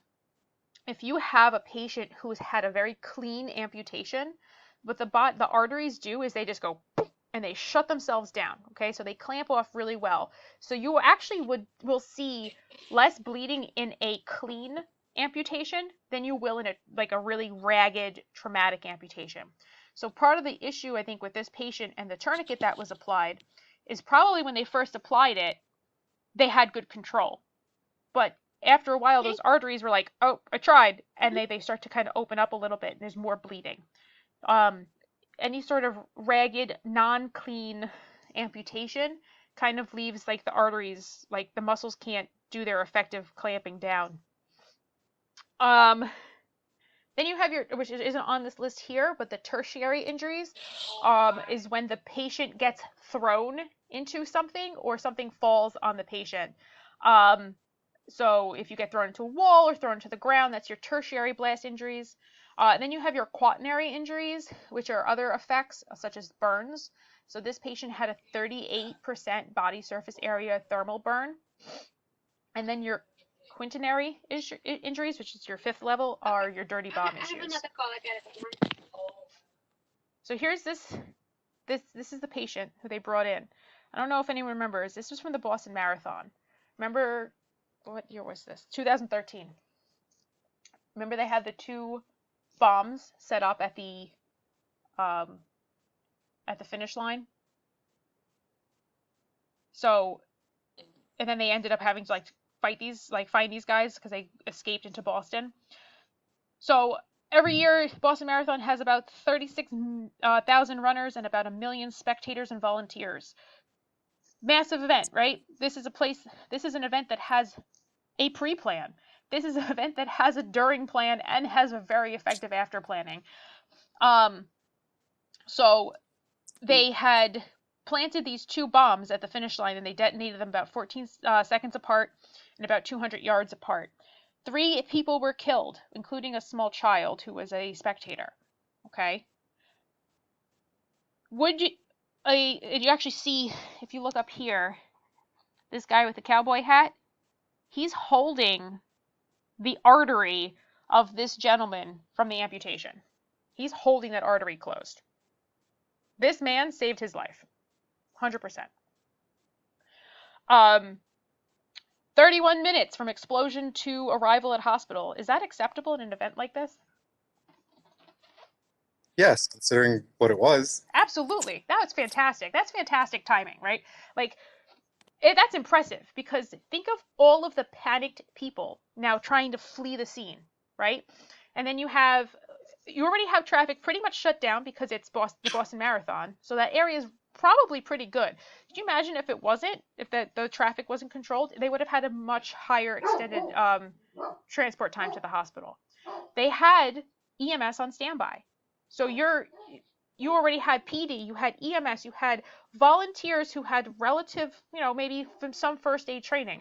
You had people available, and this is why only 3 people were killed. And those 3 people who were killed were standing right on top of the bomb.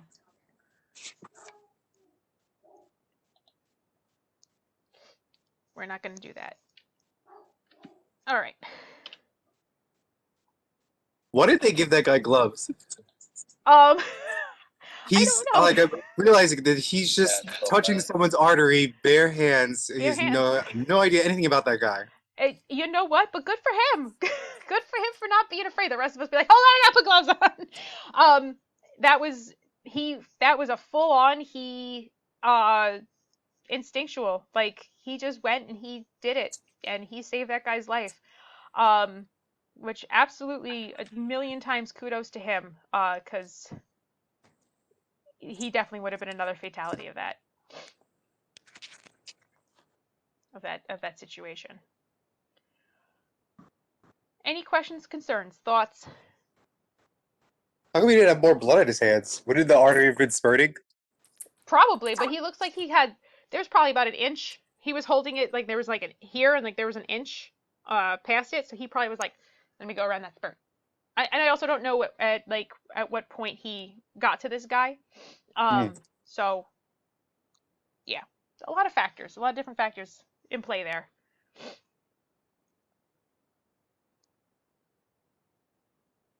All right, cool, guys. We have one more lecture.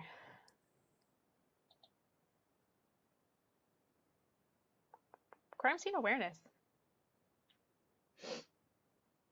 Maybe. There we go. It's taking its time. So a couple years ago, right before I took a little break from the ambulance-y things, we had a guy who decided he was going to blow his brains out in front of the 106 precinct in his car. I had to cut my shoelaces off because, of course, that's the one time where your bootlaces decide they're going to go and just drag through brains. But that car ended up being an entire crime scene, right? But how are you going to get a patient out of a car without messing up the crime scene? So carefully, very carefully, right? So just kind of doing a lot of awkward this motion. trying not to touch anything. So, um, Isn't that here's crime scene pretty much cut and dry though? oh yeah, no, it was on camera, and he literally, the cops were trying to de-escalate the situation, because he had been taunting them all night apparently. But still, at the end of the day, you know, a lot of people get shot in cars. Actually, I want to say, like, I have got at least 3 or 4 good stories of people who've gotten shot while sitting in a car. Anyway, here's one of the most hilarious quotes I'm going to ever speak today. FDNY It never EMTs and happens. paramedics are protected by New York State law. Assault is a felony punishable by 7 years in prison. Hilarious only in so much as I don't think Nobody ever gets charged. anyone's getting charged. A lot of the assaults go unreported because it's a lot of people are just like, it's kind of just part of the job. Yeah, this EDP swung at me. But, you know, it's still technically assault. Isn't And it also then, because sometimes we fight back oh yeah, and we don't want to report that? we're not going to report, exactly, we're not going to report that. I protected myself, I'm good.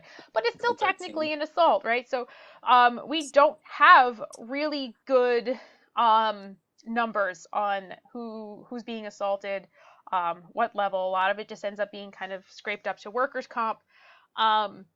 But these are things that you need to kind of take into consideration. It's part of the job, but that doesn't necessarily mean that you have to take it laying down. I always recommend that, you know, you should have at least basic self-defense. Not that you should be going out to hurt people, but you should be able to defend yourself. Well, look what they do in the city when an EMT or a medic gets assaulted. Even if PD arrests them, the DA usually knocks it down to an EDP, and oh yeah, then there's no charges. Oh yeah, well, what was there was an EMT who got The groped? female EMT got her face bit. Okay, yeah, the one she got her face bit. There was another girl who got groped, and they're like, oh, Yep. he was having a seizure. He had a seizure. He had a seizure. Okay, like, they make a lot of excuses for people. In my opinion, they make a lot of excuses for people so that they don't have to go through the justice system. There's no justice. But Now, that's neither here nor there. Real question off that, Nicole. Yes. Including yourself, work for voluntaries. Are they protected in that? They're supposed to be. That doesn't necessarily mean that you are. And then where do you draw the line at what's assault or not? They were arresting people during COVID for spitting at people, right? I mean, now they're not arresting anybody at all.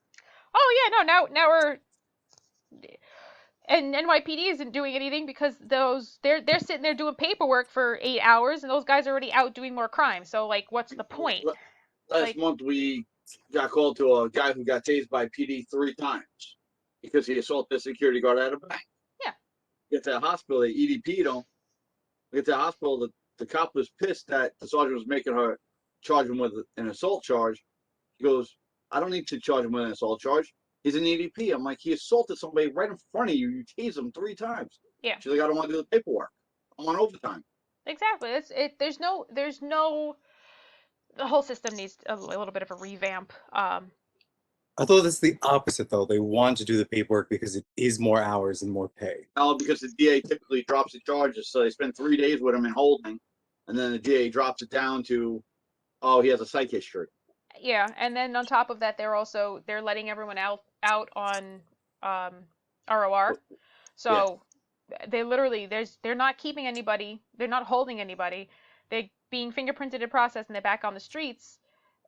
By the time you finish the paperwork, there's 2 other cops and 2 other precincts doing the same paperwork for the same guy, doing who's done something else. You know, like the people who have rap sheets that should be on scrolls, and the cops are handcuffed because there's what they start doing now, when you go to an assault, they have to run every patient's name now. PD's on the job. So what they do, because they don't want to deal with warrants either. Yeah. But what they'll do is they'll put a wrong letter in the name. That way a warrant doesn't pop up. So, and directly misspell the name. There's a lot of issues. There's just a lot of issues with the way that they've done bail reform. That's another conversation. Anyway, going back to how EMS is inherently high risk occupation, we are 12-fold more likely than firefighters to be assaulted. And I'm going to harp on firefighters a little bit, but that's because they're sitting in quarters cooking burgers, and the rest of us are out there doing 1.2 million calls a year. There's a lot of Farouk Muhammad's line. There are a lot of hazards associated with this occupation. You have to acknowledge them and prepare yourself for them so that you can be safe. This is why we don't go storming into a scene. This is why we take our time walking up to a scene. I have seen so many people just go rushing up to stuff like, slow down. Like, when you get out of the truck, you go and you grab your stuff. I don't care. You're screaming, oh, you have to come help. You have to come help. Okay, well, let us get the stuff that we need so we can help you, right? It gives you time and space to figure out what's going on. Like, that's the most important thing that you can do, is to make sure that you are first. You want to be safe. You're no good to anyone if you're injured or assaulted, etc. That rotation is nationwide, not really New York City, right? Because in New York City, they usually send BLS first, then the medics. It depends. New York City, it's a tiered triage system. So depending on what kind of call type, you're going to potentially get a medic first.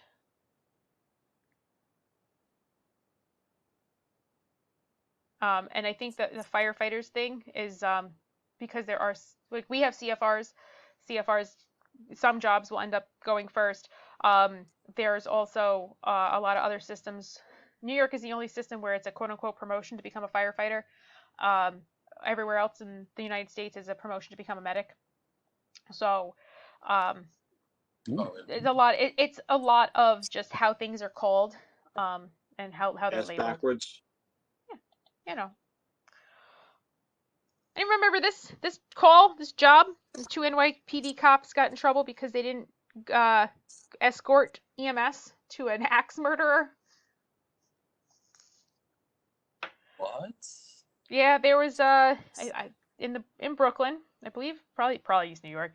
EMS was called to the scene of I think it probably came over as an EDP, or an assault, and I actually see her right down here. There's one of the women. It was a woman and her friend, I believe, and her ex came and hacked her to death with an axe. And he was still on scene, and EMS was refusing to go in, but NYPD refused to go in also. This was about the time when everyone started getting really kind of suspicious of PD and excessive force, the use of excessive force. So our cops were just being, like, really scrutinized, so no one wanted to go in to any sort of scene where they might have to draw their weapon. So what would you do? Would you go in? And they were screaming and shouting, saying, she's dying, she's dying. Would you go in? It's simply put, you tell dispatch is standing by, PD is refusing to go in. Scene's not safe. Yeah, scene's not safe. Right?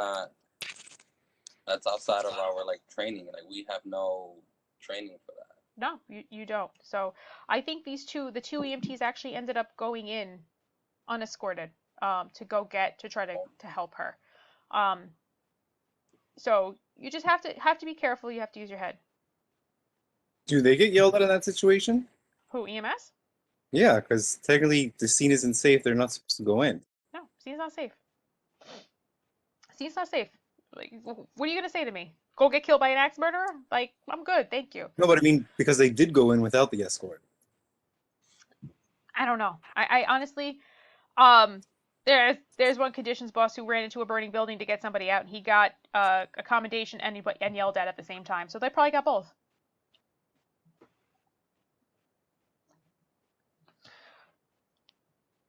All right. Gotta get those medals. Gotta get those medals. Yep, a little plastic. So isn't there a situation that comes up if when, like, a partner wants to go in but the other person doesn't want to go in, and, like, you're not I mean, like, you have to look out for your partner, but you have to look out for yourself. You're not mandated to go in if they want to be the ones to, like, rush in on their own, right? Yeah, I mean, I heard I'm gonna probably mutilate this quote, but it takes two to go.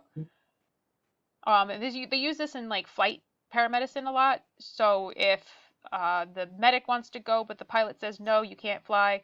The pilot says yeah, and the medic says no, I'm not comfortable. You don't fly. You need two people to go. You need a double confirmation to believe it's safe. So if one person says I don't think it's safe, the other person is overruled, kind of thing. And again, yeah, you need to look out for your partner, but at the same time, you need to look out for you first. At the end of the day, if your partner's going to go in against your advice, if the scene's not safe, you can't do much but try and talk to them and stop them, and just let dispatch know. Yep, pretty much. You know. But all right. So I flashed up a slide real quick. Anyone want to describe the gentleman who was in the previous slide? Wait, what? Wait, what? Ooh. Well, just from approaching a vehicle, situational awareness. No, not the vehicle. Not the vehicle. Ready? I'll flash him again.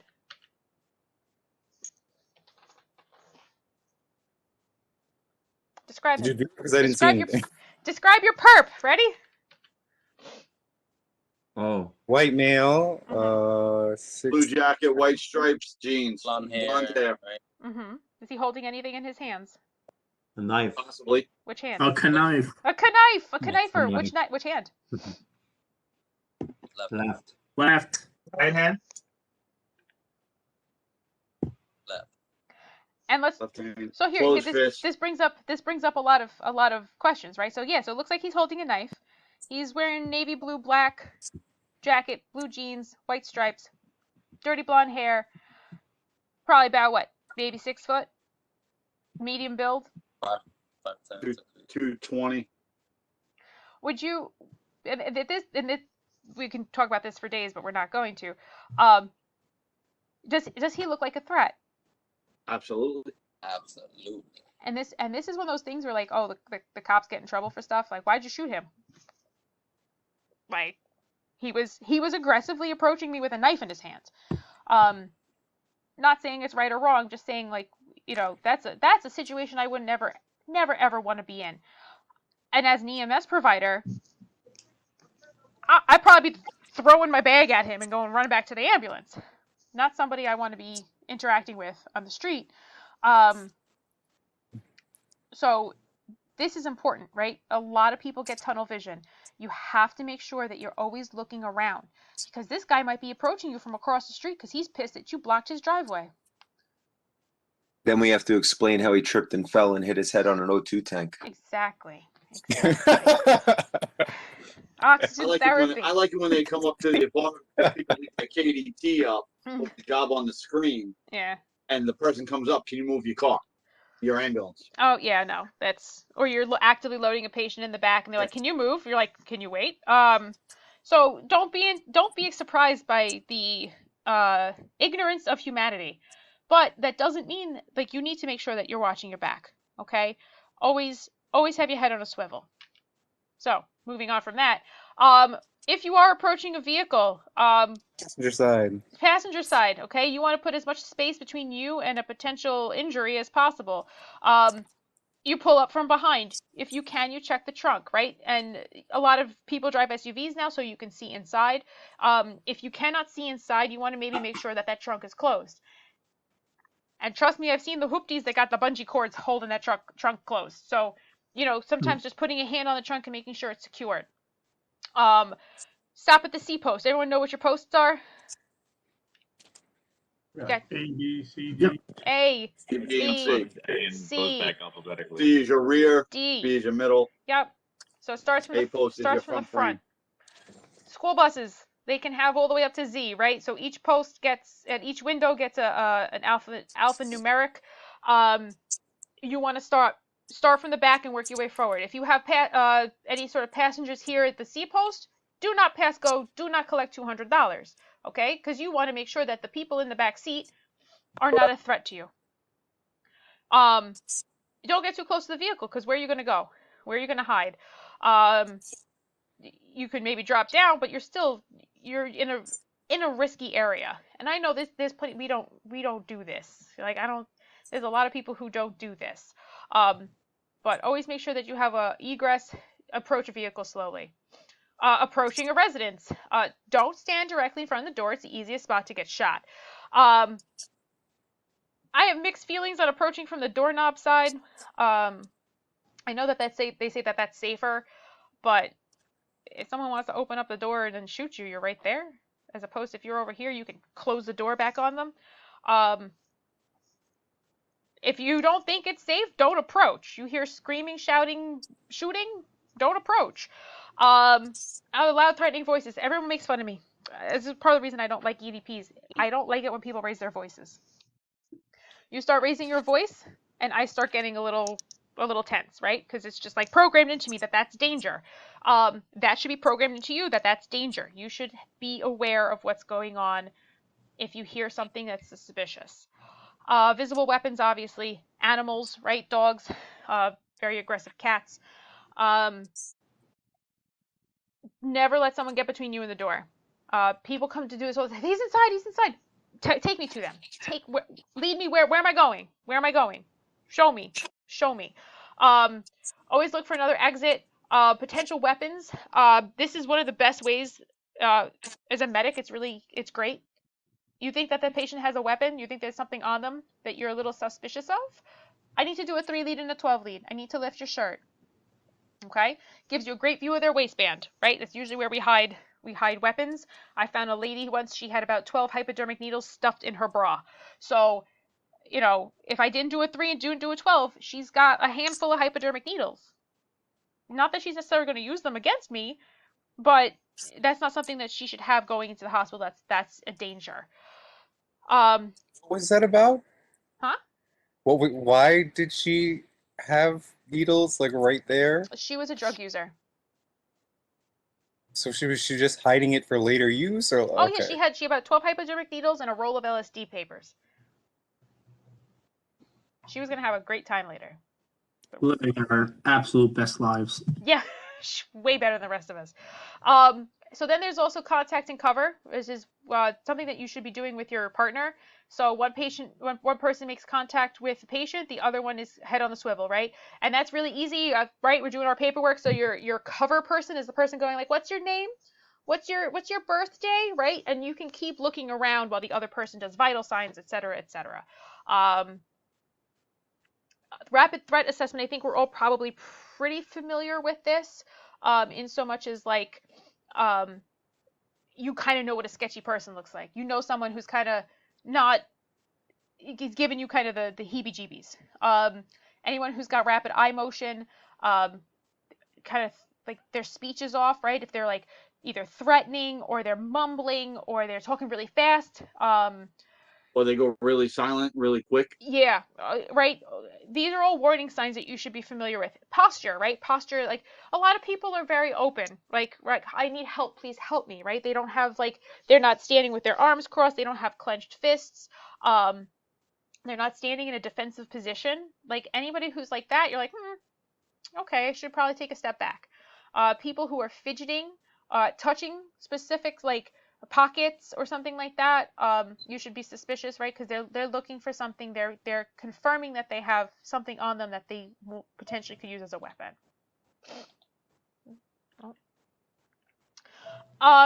Various areas that you should be suspicious of. Obviously hostage situations.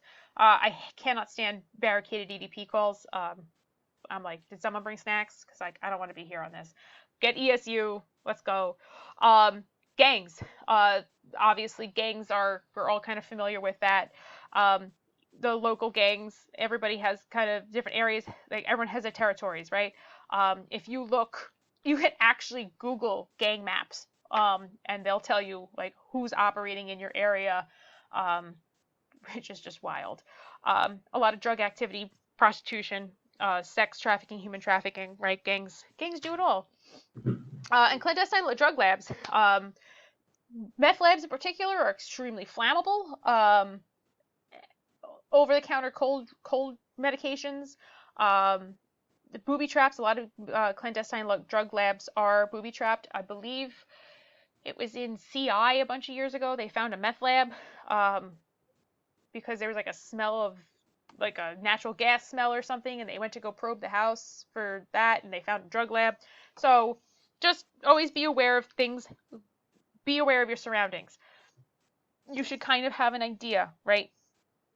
A lot of homes, they should be okay. You know what I mean? All right, so we talked about this a little bit earlier, conceal versus cover. So, cover. Cover is a solid item that can stop a bullet. In a home, it would be a refrigerator, a cement wall, or a hot water tank, which whatever, I wouldn't necessarily use a hot water tank. That just, they shoot that, you're gonna get burns, like maybe not that one. The engine block of a car, right? You are looking for a solid chunk of something to be put between you and bullets. Versus concealment, which is you're hiding your presence. It's large enough to hide you, but it's not going to necessarily stop a bullet. So it's shrubbery, okay? Furniture, something like that, right? Evasive techniques, bob and weave, always bob and weave. Make sure that you kind of are aware of how to get out of a location. You should have more than one point of egress. When you are go ahead. Have we had any meth labs that were mobile, like recently? Because like I was reading all about the shake and bake crap. Oh, I don't know. I haven't noticed any Walter White kind of mobile meth labs. I feel like they did that, they did that show, and the like RVs became like instantly under suspicion. So I'm not sure.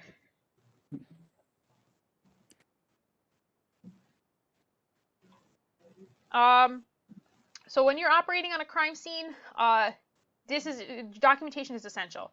So you need to like document how you found the victim. Do not document that it is a gunshot wound. Okay, it might not be. Maybe they got stabbed with an ice pick. Just because it's a round hole doesn't necessarily mean it's a gunshot wound. Just document that it is a wound. Because then you're gonna, if crime scenes in particular, you're gonna get dragged into court, and they're gonna go, well, how did you know it was a gun? And you're gonna say, well, it looked like a gun. They're, are you a gun expert? And you're gonna go, no, and then your testimony gets kind of just washed away. Lawyers will do everything in their power to make you look like a moron. If you do have to remove patients' clothing, do not cut through any of this like injury wound holes. Around it. Yeah, go around it. That's basic BLS. Be careful where you're stepping. Okay, you shouldn't be like tromping through blood if you can help it. I mean, not only are you disturbing a crime scene, but now you have to bleach your boots. Bullet casings don't kick anything. Make sure you are very careful in your entrance and your egress. Okay, you should go in and out the same exact way, and you should be really cautious of where you're stepping. Are we holding onto those clothes once we take them off, or are we letting a crime lab You'll hold person on to take them. The PD will come and collect them at the hospital. Yeah.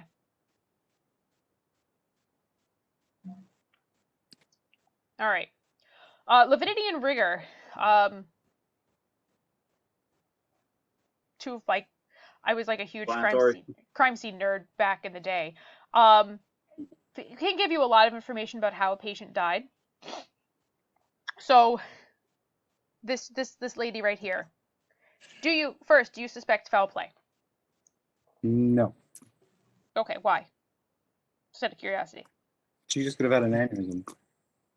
An aneurysm. She's holding her cup. She's holding a cup, right? She's just chilling. Is this how she died? Is this the position in which she died? Possibly, yes. Possibly. What clues? What clues give You'll you see that? by the blood pooling. Okay, so blood pooling. So you see right here, she's got dependent lividity. Well, the blood pushes to the right side of her. Turn on your video. You've got blood pooling here in her face, right? So that's dependent lividity. You've got blood pooling down in her foot, because it's dependent, right? So if you had taken her pants off, she'd have probably lividity on her bottom. If you pick up this hand, the palm of her hand would probably have lividity. Rigor mortis, right? Rigor mortis sets in a few hours after death. It usually starts in the facial muscles, the small facial muscles, the jaw, right? Everyone sees. First thing you do when you get to a cardiac arrest. How fresh are The they? jaw. Right, check that jaw. And then it starts to move through the rest of the body. After about 12 hours or so, rigor mortis actually will release and the patient will become flaccid again. So if you had a patient who has the last known well has been over 12 hours, they might present out of rigor. A lot of different things also impact rigor, such as if the patient had a fever beforehand. Okay, that increased metabolic need brought on by the fever will cause rigor to set in faster. DOAs like this, you're also going to make sure that you document very carefully. So you want to provide any sort of information about where the patient was found, anything that was suspicious, right? So if you found this lady sitting on the couch and she had like 5 empty pill bottles around her, suspicious death. Her sitting here like this and the family saying, yes, she had congestive heart failure. She's been having a hard time breathing for the last couple of days. She won't go to the hospital. She refused to go to the doctor. Okay, does she have a primary care physician? Because that's going to be the person who's signing off on the death certificate. Things you want to make sure that you provide as well on your documentation. Last known well, right? The last time someone saw her. So if someone's saying, yeah, we saw her 2 days ago. She was complaining of some chest pain, but she refused to go to the hospital. We haven't heard from her, so we came and checked up on her, and she's chilling right here. It's probably she passed away 2 days ago, the last time someone spoke to her. On your ACR, it's an estimated time of death. So just FYI. Did that person live alone? Probably. So usually more than often, we're going to find that they're going to be moved from the original position because usually when you call 911, they tell you to lay them flat and start chest compressions because people Yeah. don't know what Oh the yeah. signs of death are. So for example, like this one, this is someone came to go check on grandma and found her like this, and they're like, is she breathing? They're like, no. Okay, can do you, and they're like, well, her face is purple and she's stiff. Okay, they probably won't tell you to lay this patient down, because they're probably going to say, well, she's probably Obvious sign of death. obvious signs of death. So talking about, okay, well, you moved a patient. Do you think this woman was moved? Yes. Yeah, it definitely looks moved. Okay, so she was most likely in a different position, right? If her arms are out like this in rigor, her arms were out like this. She definitely didn't die flat on her back because her arms would have been out of her sides. Right? So she was probably laying down or propped up in some sort of way, because even her legs, she looks like she was standing like this and had passed away. And then they laid her down and her arms stayed there. So we talked about this already a little bit. So rigor mortis starts immediately. Jaws, fingers, facial muscles are usually the first ones affected. 12 to 24 hours depending on patient status prior to death. Liver mortis is lividity, right? So that's caused by the blood settling to any gravity dependent areas. So it does actually, yes. It does look like she's attached to a Lucas. So if this patient had died on her back, she would have dependent lividity along her back, right? Gravity, it's a magical thing. It's usually about 3 hours after the death is when you start to see it, because the blood stagnates in the vessels. About 8 hours or so becomes fixed. So if she had died and after an hour she was turned onto her side, and then an hour after that they turned her again, and then an hour after that they turned her again, she might not have that fixed lividity. Is it possible for posturing to turn into rigor? I'm not sure. That's a great question. I'd have to look into that one. I will get back to you on that. There's also algor mortis, which is if you watch any of those crime scene shows, how they kind of try to determine an estimated time of death. It is not an exact science. Again, this depends. If the patient had a fever prior to death, this is going to be completely inaccurate. But and if the room temperature is hot versus a little normal, but the body after death, you start to lose about 1 degree Fahrenheit an hour until you reach room temperature. And maggots pop up usually about 48 hours after death, because flies need to find the dead body, lay eggs, and those eggs need to hatch. So that's about the time that fly larvae need to hatch. But you can have maggots without them being dead. Yes, you can. Maggots are actually used in. They eat bacteria. They also no. They maggots eat dead flesh. They do not Yeah. eat bacteria. They eat dead flesh. Dead flesh. Um, Burn victims. There we go. So yeah, they do use it in burn victims a lot. Wound care, they'll use. It's a popular treatment for wound care victims, right? So they might do hyperbaric oxygen. They might do maggots, which is kind of creepy, but it's apparently super effective for debridement. So yes, and I've definitely had partners who have said that they've gone to a job that they believed it was a DOA. There were maggots present and they were ready to call it, and then the patient started moving and groaning. So not a 100% accurate determination of death. There is just death tissue at the very least. So just keep that in mind. You should make sure that you have more than one observable obvious sign of death. When does bloating begin? Again, that's a little bit 2 days. individualized depending on temperature and the person's gut biome prior to death, but bloating usually is about 2 to 3 days. Basically, the body will still pass gas, and it's called casket gas or corpse gas. So because your rectum is like an open hole, so when rigor mortis sets in, it will actually cause the sphincter to close. So once that sphincter starts to release, the body will release some gas.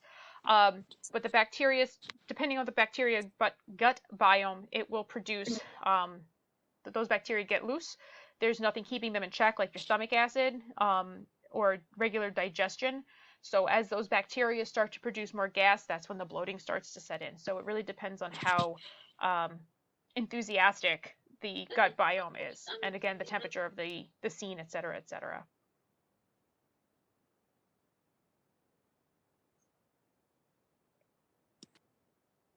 Any other questions?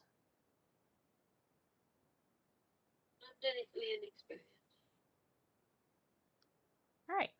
I'm going to send out a couple things to you later. It's actually going to be a math review. And this is going to sound really kind of silly, and this is completely up to you, but you're going to need to know your multiplication tables and how to do long division. Pharmacology and med administration requires those things. So we're going to do some review on that in terms of you should review your multiplication tables. If you don't remember how to do long division, review on that. I'll give you practice problems so that you guys can practice on your own. You should also know how to cross multiply. Okay, those are things that are going to be very helpful when we start getting to pharmacology. So while you have the opportunity to do it now, because a lot of this stuff is a review / BLS, you should take the opportunity to get ahead of that game. Going to send up a couple other quick little review sheets so that we can start kind of maybe piecing together, right? So like we're building the edges of a puzzle right now, and then we're going to fill in the middle. So right now we're going to start working on those edges. So let's strengthen up those edges with things like math review, vocab review, right? The next module has a lot of medical terminology. Some of this stuff you should be relatively familiar with. Some of this stuff is going to be a little bit new, but just review. Okay. Anybody have any questions? So what about cardiology? Well, we're gonna do cardiology. Let me put some sheets together for you so we can start just looking at like how it works, and then we'll do that. I want to get some materials together for you guys so that like it's not disjointed. Are we doing any of Monday with you in terms of the metric system and pharmacology math? Yes, or is that's that all going coming to be up. done by Vinny? No, we will be doing a lecture.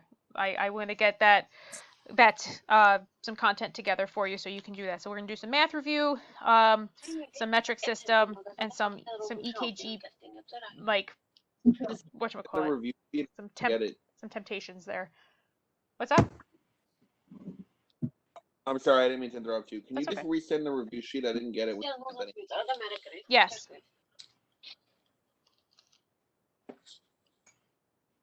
Any other questions, guys?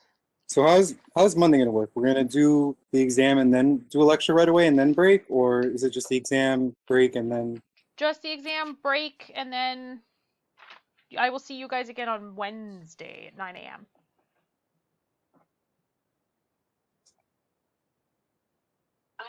Wait, but what about the lecture with the metric system and the pharmacology math? Good question. Let me look at the schedule because I'm not sure if that's going to be me or Vinny. If Vinny It says doesn't, it's on It says it's emergency Monday. for the endangered patient, mechanical restraint, math, and PSAG. And then it says intro to metric system and pharmacology math. I'm not scheduled for anything on Monday, so let me find out.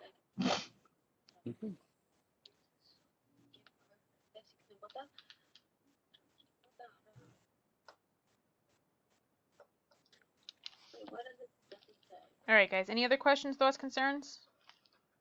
If people fail this exam, like what is they should All right, expect so on Wednesday? Don't fail. How about that? Well, no, I mean, but You realistically get a week. speaking, You get a week to review before you take a retest. So it would be the Monday after. Nicole Scott posted in the chat that the review is with him Okay. So you'll be with Scott on Monday.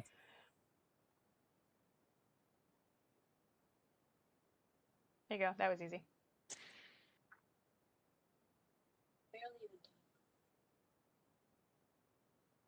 All right. Any other thoughts, questions, concerns? All right, guys. I'll send you out some content. I will resend the review sheet. And if you have any other questions, shoot me an email. Hit me up in the group. And I'll see you again next Wednesday. Okay. All right. Bye. Bye.